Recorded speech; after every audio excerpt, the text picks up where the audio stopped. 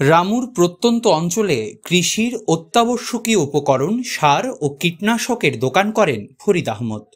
গভীর রাতে তার দোকানে আগুন ধরিয়ে দেয় দুর্বৃত্তরা। দুর্বৃত্তের দেওয়া আগুনে সবকিছু শেষ হয়ে যায় ফরিদের। রোববার আনুমানিক রাত 2:30টার দিকে রামুর খুনিয়াপালং ইউনিয়নের উত্তর ধেচুয়াপালং চাঁদিকাটা এলাকায় এই ঘটনা ঘটে।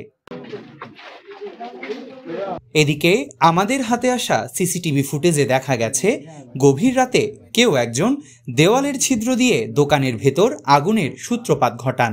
প্রত্যক্ষদর্শীরা জানান, এলাকাবাসীর সহযোগিতায় আগুন নিয়ন্ত্রণে আনতে পারলেও সার ও কীটনাশক ব্যবসায়ী ফরিদের ব্যাপক ক্ষয়ক্ষতি হয়েছে। আমরা বাহির হয়েছি, আমরা প্রায় 10-12 জন বাড়ি থেকে বাহির হয়েছি, যেহেতু আমার বাড়ির পাশে। ওনার প্রায় 10-12 লক্ষ টাকার মতো ক্ষয়ক্ষতি হয়েছে।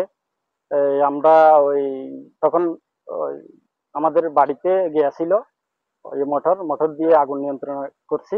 এরপর এসে আমরা বালি টালি দিয়ে কোন রকম আপনার উপরের ওই আগুনগুলা করছি, বন্ধ করছি। আবার দেখতেছি যে ওই নিচে আবার দেখা যাচ্ছে আপনার আগুন। এরপর কারণ বন্ধ করে আবার ওই পানি টানি দিয়ে কোন রকম করলাম আর কি। ফরিদের দোকানে প্রায় এটা ছিল যে হচ্ছে বীজের একটা গোডাউন, কীটনাশকের একটা গোডাউন ছিল। এখানে কীটনাশক আর বীজ মিলে প্রায় 10 থেকে 12 লক্ষ টাকার মতো ক্ষয়ক্ষতি হয়েছে। দেন হচ্ছে আমরা চাচ্ছি এলাকাবাসী এই দোকান থেকে এলাকার কৃষকরা বিশেষ করে সুবিধা নিয়ে আমরা এখানে কৃষিকাজ করতো। এখন যেহেতু কৃষির মৌসুম, তাইলে এলাকার কৃষকরাই কষ্ট পাচ্ছে।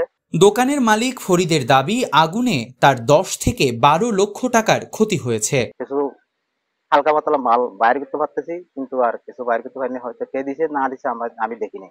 আমার সাথে কেউ শত্রুতা আমিও নেই, কিন্তু এলাকার সাথে আমার সাথে মানুষের সাথে সম্পর্ক ভালো ছিল। আর বাদ বাকিদের দেখিনি, কিন্তু একটা দেখছে আমাদের এখানে ছিদ্র আছে, ছিদ্র থেকে একটা আমার সিসি ক্যামেরা ছিল, সিসি ক্যামেরা বাইরে থেকে হয়তো একটা ফুটেজ দেখা যাচ্ছে যে হাতে একটা আগুন লাগাই দিয়েছে, এরকম একটা দেখা গেছে। কিন্তু আমরা করতে পারি নাই, এই শনাক্ত করতে পারি নাই, কিন্তু কি জন্য হয়তো হাতটা দেখছি। সেটা আমি আইনগত চাচ্ছি, এরকম হয়তো আমার এই জিনিসটা সুস্থ বিশ্বাস চাই আমি আইনের কাছ থেকে। এই ঘটনায় আইনানুগ ব্যবস্থা নেওয়ার প্রক্রিয়া চালাচ্ছেন ফরিদ। এই ঘটনায় জড়িতদের শাস্তিও দাবি করেছেন দোকানের মালিক ও এলাকাবাসী। News desk, TTN.